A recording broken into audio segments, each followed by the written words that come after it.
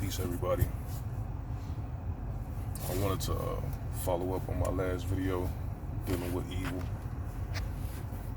I wanted to reiterate some ideas. I wanted to make clear some of the ideas that I talked about. I wanted to expand on it. Let me start off. If you have an evil person in your life, a person who's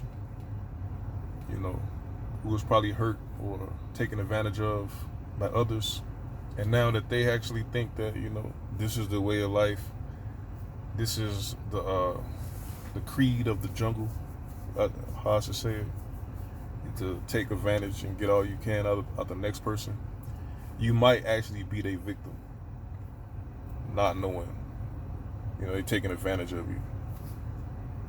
The best thing to do is to just separate from that type of person. Get that person out your life, because that person don't realize what they're doing is wicked. They think this is just normal because they've been victimized by other people, and they think you're supposed to take advantage of everybody, and you just happen to be their current victim. They're using you for your money. They're using you for your resources, for your ideas, for your knowledge, whatever. They're just stealing from you. They're taking from you with a wicked intention, selfish intention. So get that person out your life, or get those people out your life. Separate from those people. You'll do yourself a favor. There's billions of people on planet Earth, and also there's billions of acres of empty space, so you don't have to be around anybody, or you can be around whoever you want to be around. But rid yourself of wickedness, especially if you're the person being victimized and taken advantage of, right? But let me discuss this topic of evil, the origins of evil, the methodology of evil, the function of evil. But I'm talking about what happens to the person who practices evil. Like, a person could have, been sent by the, if they're in the military, the sergeant tell them to do it, they taking orders, right? Or doing the crusades, the Pope would tell the people whatever they did to the disbelievers, the non-Christians, was justified and ordained by God, right? So whatever gruesome atrocity that the Crusaders did to the Muslims or the Moors, the Pope told the people it was good, so they did this evil, unthinkable atrocity. But what happens to the individual person who practices evil? Well, I'm gonna quote information from a book called The Republic by Plato, right? The Republic was released 450 BC, and it has 10 different books in it. And part of the book deals with the soul, the individual soul, because the idea of the Republic is they compare the perfect nation to the perfect man. And they look at every aspects of the man, the physical aspects, the mental, and also the spiritual aspect, which is the soul. And a nation must also have these same type of qualities, right? A nation could be evil, a nation can be good. Everything a nation does, an individual person could do. So they was talking about how the soul is the only part of the human being that evil doesn't destroy. Like, when you look at the physical aspects of a person, the skin, the body, evil to the body is like disease, illness, injury. An injury causes the physical body to degrade and to destroy. You could die because of disease, cancer. But the soul doesn't die. Evil. Like, evil to the soul is disease to the body. So evil doesn't cause the soul to degrade. The soul actually becomes evil. Like, whatever the soul embraces, it changes into it. And that's why you say, whatever a person learn, regardless if it's true or not, the soul will make it true. He called it a true lie, right? Like, if you just practice the thing that you're being taught and shown, like you practicing it, you're bringing it to exist, it'll become part of you. You believe it, and it is true. He called it, a true lie. And one of the things he said was, people like Homer, who taught about the wars of God on his Iliad and Odyssey, he say, you're teaching the people that Zeus's children rebelled against him, castrated him, and took him to war. And then they start killing each other. He say, if you teach the people that the gods are doing this activity, they're going to think it's okay for them to do this activity because the gods are justifying the activity. Then he say, how can Homer know about war? Well, he never went to war. He said, you stole these stories from other cultures, other civilizations, and don't give them no credit. He basically saying he went over there to Egypt and stole all of these stories and changed it into his own story. Because he don't know anything about heaven, God, war. He's just a dude in his room writing. But by him teaching this stuff to the people, and the people looking at the war in heaven and how God was overthrown, or Zeus was overthrown by his kids. Not Zeus, Kronos. Kronos was the father of the gods. And Zeus was his son, and all his brothers and sisters went against Kronos and castrated him. And Kronos always seen as an evil black man, right? So, by him teaching the people these stories, the people ended up doing the things that the gods in heaven was doing. Killing each other, robbing each other, chopping each other up. And that influenced the people. The people became evil because they practiced it and it was justified through the God, right? And in the Bible, if you read the whole book, there's only two types of people in the Bible. The wicked and the righteous, right? And everybody else are either coming to or coming from wickedness and righteousness. You got the righteous that's going to evil, and you got the evil that's going to righteousness. Like Malcolm X, he was wicked and he became righteous.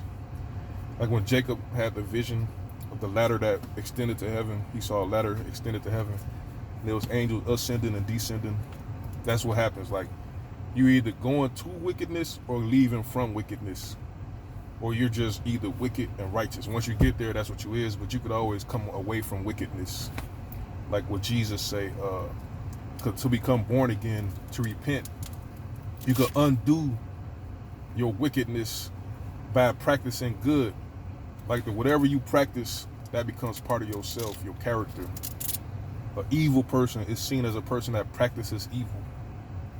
The more you practice it, the more perfect you become in evil, and that's what you're being known as. That'll be your identity on earth, as an evil, wicked, selfish man. Like the Christmas Carol. At the end of the Christmas Carol, Mr. Scrooge, what's his name, Scrooge, he ended up doing good and giving because he saw the future, he saw the past and the present, and he didn't like what he saw, so he changed his ways, he started giving. So he's trying to go away from evil. The only way to get away from evil is to practice good. You can't just sit back and think. You gotta do. You're known for what you do. So in the Bible, right, you have a man by the name of King Solomon. And King Solomon is also in the Holy Quran as Suleiman, right? And King Solomon is also in the Greek mythology, Prometheus. Solomon is Prometheus. But they say Prometheus stole the knowledge from the gods and gave it to the caveman, right? But in the Bible, Solomon didn't steal the wisdom from God. The Most High gave it to him because that's what he wanted. He asked him for. He gave him the wisdom. And he said he's going to give him everything else, which is endless wealth and a peaceful reign. But King Solomon, if you read the book of Ecclesiastes, and if you actually study other literature, like King Solomon is one of the main patriarchs of witchcraft. He wrote a lot of books to teaching people how to actually summon demons and control demons. He actually, in the Holy Quran, King Suleiman, he put a whole army of jinn in slavery. He had an army of jinn that he had in slavery, and he used them to inflict terror on other countries. And also in the Quran, he spoke the language of birds. Like It shows you what Suleiman did with the wisdom he got from God, because he got this wisdom directly from God. He knew the inner workings of the world, the things that you see and the things that you don't see. He knew how to control and conquer the jinn, because the jinn feared God. He told the jinn, if you don't do what I tell you to do, I'm going to torment you for eternity. And he evoked the name of God to the jinn, Adonai. They was in terror. But King Solomon, in the book of Ecclesiastes, he mourns the fact, because he said everything is vanity. Solomon, he lost the wisdom. He lost the wisdom of God. And because he lost the wisdom, he dedicated his entire life trying to get it without God. He said he tried everything under the sun, right? He had 1,000 different women. He had 300 wives and 700 concubines for different from different nations. In the Bible, they say he built temples for all of his wives' gods. One of his wives was the prince of Egypt. The princess of Egypt. Like Solomon was actually king of Egypt too. But Solomon became evil because he was given wisdom without earning it.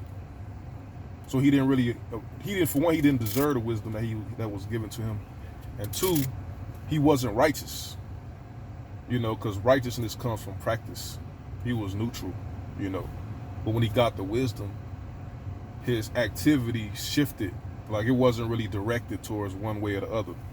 But when he lost the wisdom, Solomon did immense amounts of wickedness to try to get this wisdom back.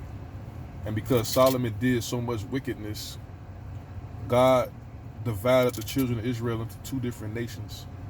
You had Judah, Benjamin, and Levi, and you had Israel. And the king and queens of Israel was like Ahab, Jezebel. They was in Israel, the northern kingdom, and you had the southern kingdom, which was Judah, Benjamin, and Levi, which was in Jerusalem. But evil practice. You have a culture who could have actually started off, deciding they just wanted to ascend and better themselves. But it might take them 2,000-3,000 years to try to build a society similar to the next man's society. Like you look at come to America and see natives, blacks walking around in palaces and kingdoms, endless amounts of food. You looking like they don't want to be. The natives might not accept them because they're probably dirty, savage beasts, rash. So they looking at the next thing is to what Thomas Jefferson them did. They actually befriended the natives to learn their ways and their practices, their customs, and their philosophies. And then they instigated a war. These wars lasted 30 years. In 30 years, the United States government did what it would take a natural progression of probably 3,000-4,000 years. They just took all the land and resources at doing devilish, devious, treacherous methods to the natives. And because they did these devious, dirty, treacherous things to the natives, and they actually had a philosophy that taught them how to do this, which was taught by this Italian philosopher, Niccolo Machiavelli. And I'm pretty sure this happened more than just now. Like I'm pretty sure sometime in the distant past, a civilization has tried to do what America did. You see, Niccolo Machiavelli said you had to erase the people's entire history. You have to kill off all the elders and all the nobles and all the princes and kings. And then you have to subjugate the people and make them believe you always ruled, right? So your reign will last forever. But America did that to the natives, They did that to the black people, who are the natives, right? And it was necessary for them to do this evil, practice evil and oppression in order to keep the people, preventing the people from learning who they are. They had to prevent them from reading books. Because if the people had an inclination that everything that the so-called American Caucasian is teaching them is false, and they're the true heirs to the land, the whole thing would come crashing down. Like in previous civilizations, when the Romans conquered the Carthaginians, when the Romans conquered nations, right? The Romans didn't really have to occupy the nation. They probably have like a judge in a nation, like Pontius Pilate. But the people was allowed to keep their customs. They was allowed to keep their language and their history. They just saw the next ruler was the Romans. But at any time, the people could always revert back to their original heritage because it wasn't stripped from them. But America, they say, I'm gonna say this. People like Niccolo Machiavelli, they saw that as a problem. They looking like the Romans should have stripped the Carthaginians of all of their history. That way they would have never, lost. The Carthaginians would have never reclaimed their original language, their original, customs. The people would have been totally wiped out and the Romans would have ruled the world forever. But because the Romans didn't really strip people of their history, they just required the people to follow the law, and they required the people to pay taxes and to accept their citizenship. The people of those particular nations always had the opportunity to revert back to their original cultures. And that was the problem that Niccolo Machiavelli had with these particular ancient, not just him, but other historians. They wanted to correct those problems. So this is partially why America totally wiped out the history of the U.S. people, the natives, the blacks, because they don't want the blacks to one day reclaim their original identity and their original heritage and birthright, which is this land and these resources. And that's why they stripped us of everything. And that's why they had to practice continuous oppression, slavery, black codes, black laws, right? And by them practicing these wicked, evil tendencies and practices and behaviors after they already conquered, that developed the evil character in the people. Like when the people just practice evil towards one person, right? And this was mentioned in Booker T. Washington's autobiography. He said because they was doing oppression and evil to the black people, they ended up doing it to their own people and started, destroying. They self-destructed. Evil consumed them because it was necessary for them to maintain their dominance in this country. The people had to continuously practice evil, and they became part of their character. And when a person is evil, like there's no honor amongst thieves, they will eventually turn and destroy each other. This is partially why in the black community, because as a reaction to white Caucasian oppression, a lot of black people had to become, well, they didn't have to become, but they became criminals in the underworld, robbing, stealing, killing, selling drugs. And because they did these things continuously, they became evil, because their character became evil, because they practiced evil. And then they turned on each other and destroyed each other. They wiped each other out. The women, they're taught that the child will prevent them from having fun. If they get pregnant, that's going to stop them in their career pursuit, and they won't have fun. So the woman would do evil to the child, like I talked about last time, as a way to get things that you think you can't accomplish. The women think they can't accomplish the things that they are brainwashed to think to desire, which is independence and freedom and parties and fun and jobs and careers. They will destroy these children. And that's why these black women have hundreds of thousands of abortions. They are doing evil. And by them doing evil, they become evil. They become wicked because of practice. They are partaking in murder of countless children, and that's causing our people to actually self-destruct partially. But they think they're doing it to prevent them from not having freedom, not having fun, and not having money. So they're seeing the child as a threat. So they're going to destroy that child. They are destroying that child. For evil practice, evil tendencies, and evil character. The character of a person is determined by what that person does and what that person is observed as doing. Now, in ancient Egypt, this is the pinnacle of all civilizations. They had it written in stone. They had 42 declarations of innocence. They knew all of the things that you could do that'll cause you to be evil, all of the vices, all of the desires, but they actually strive to not do it, similar to the Ten Commandments. They say the only way to escape this prison of earth, the only way to escape is to have a heart light as a feather, to not sin whatsoever, like what Jesus did. They say he had not sinned in his whole life. He didn't do any evil. And the only way to ascend to a higher level in this universe or the world or the heavens and earth is to live a life free of sin. But Jesus say, even though you did a life free of sin, a life of sin, you could reverse that. You could be born again, and thenceforth, he say, sin no more, and you might get, eternal life, salvation. And these people, this government that we living in right now, because they have to, it is mandatory that they continuously partake in wickedness and evil to the black people to prevent them from ever, figuring out who they really are and what's their rights and what's their birthrights. They are destroyed.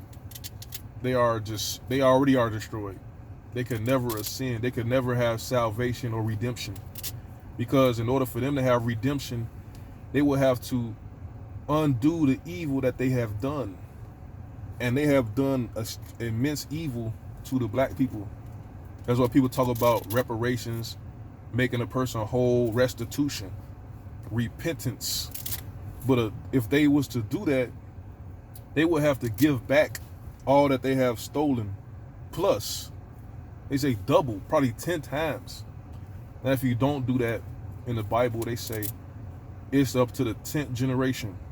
The 8th to the 10th generation, your children will be cursed. You got situations in which people like Esau, Jacob and Esau was twins, right? And this is in the book of Genesis. It was twins to Isaac and Rebekah. But Esau, he saw himself being done wickedly. He was done treacherously by Rebekah. Because Esau was the firstborn. He was supposed to get the blessing from Jacob. Not Jacob, Isaac.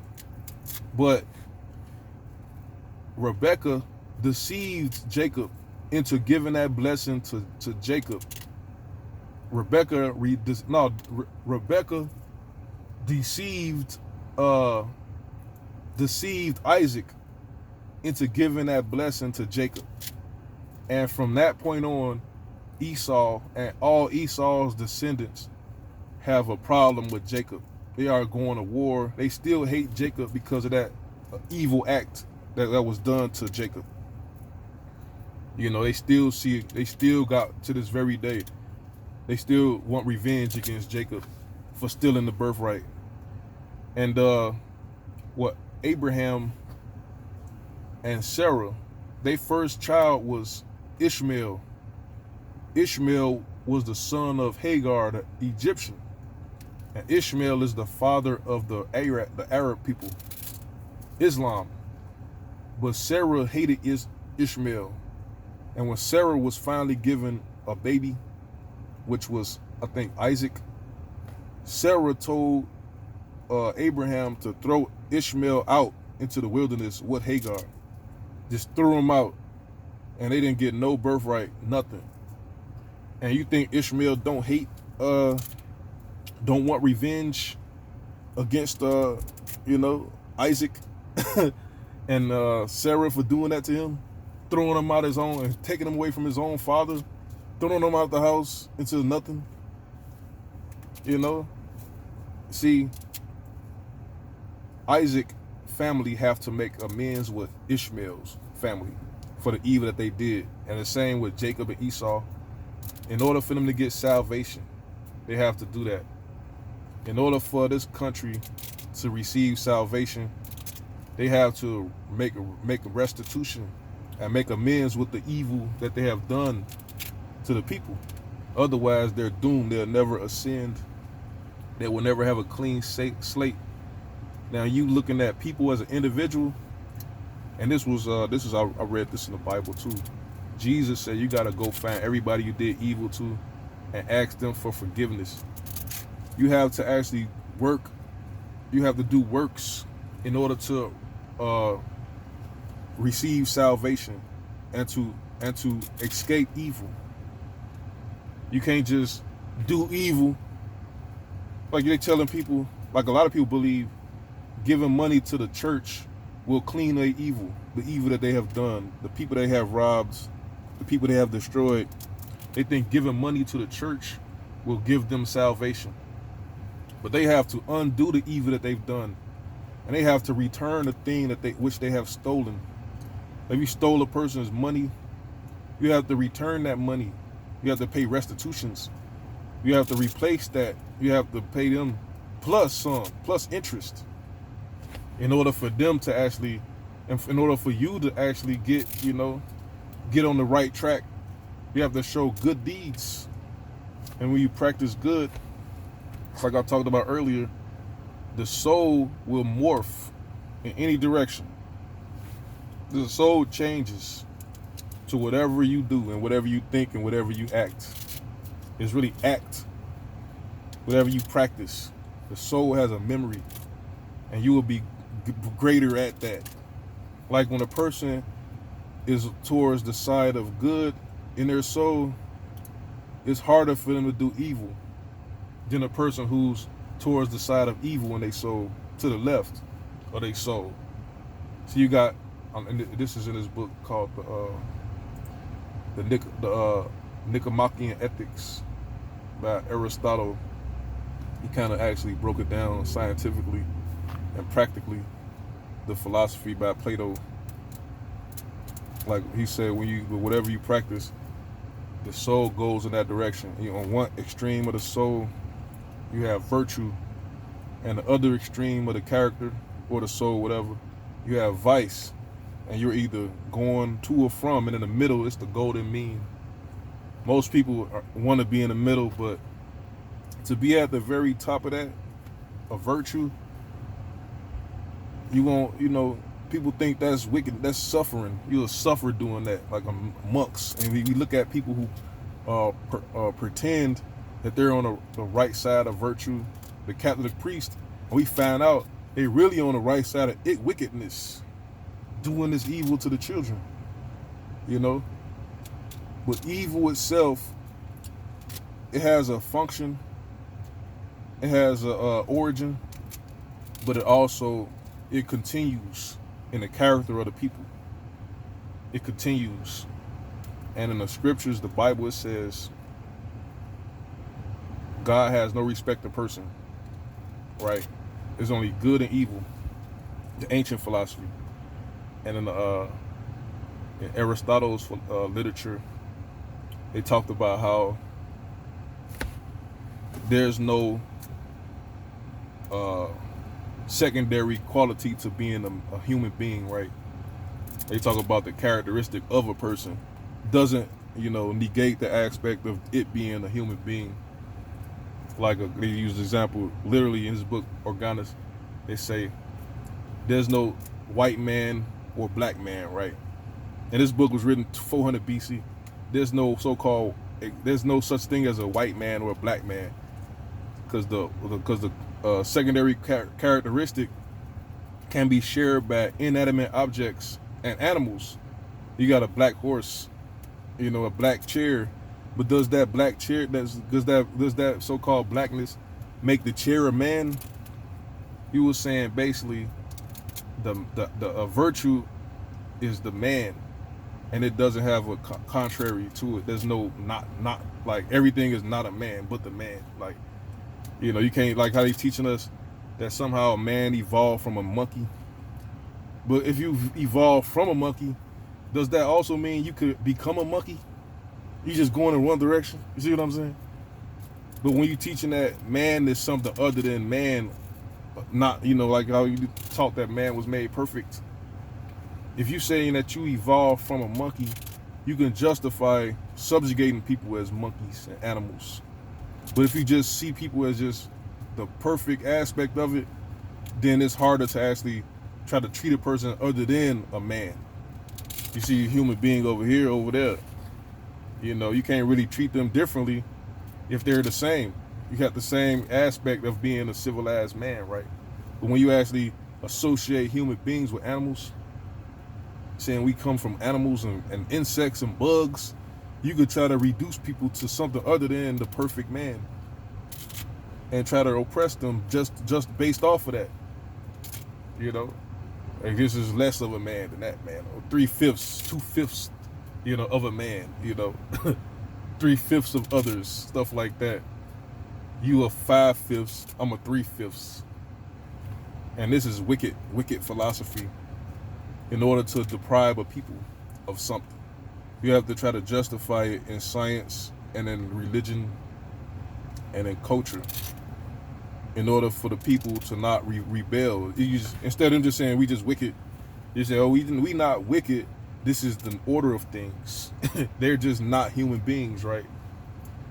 They're less human than us.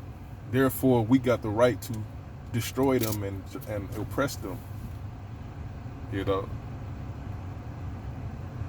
like in the ancient Romans, like I talked about earlier, they didn't really oppress people based on race, because Saul, you know, in the Bible was a Roman, right? He was also one of the, you know, he was a Jew,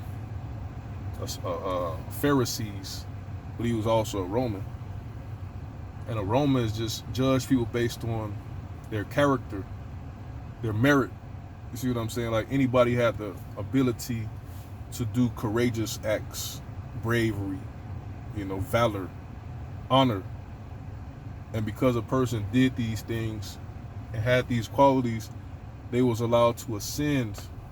But if you got a situation based on race, the perceived race, like in the United States, you will prevent other groups of people who are deemed as subjected and oppressed minorities.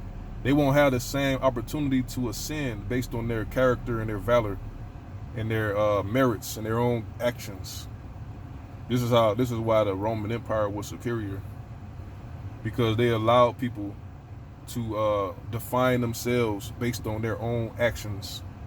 And you could become a citizen based on your acceptance of the law and your compliance with the law and your willing to just it's based on your own ideology, or you could not accept it. See what I'm saying? Some people didn't want to accept it, but it was based on your choice, determine if you was civilized or savage.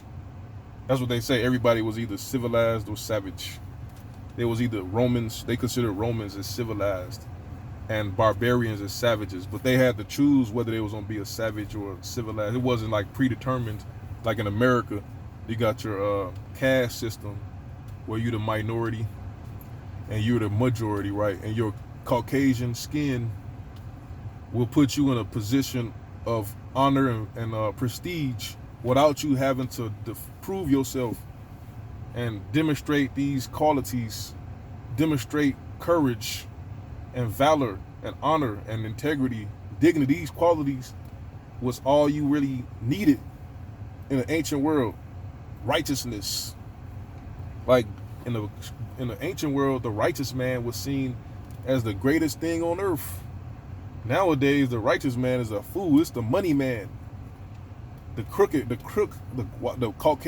crook banker is the valued person in today's society. It's not the knight, the warrior, the chivalry. It's not chivalry. It's not being polite, being like your character means nothing in a society like the United States.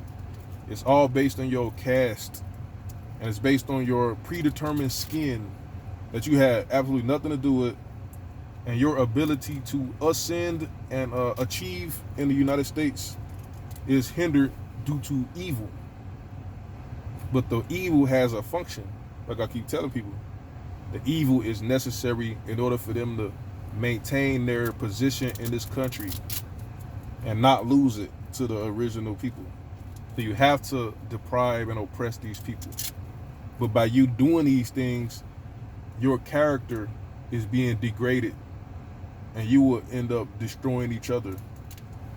They will self-destruct, and the people will eventually find out who they are anyway. You will have to literally destroy every building in America, because most of these buildings have black sculptures in them. Like, we literally put all of this stuff in the architecture. So it's hard for you to try to erase the history, but they'll go as long as they can, you know. That's about it.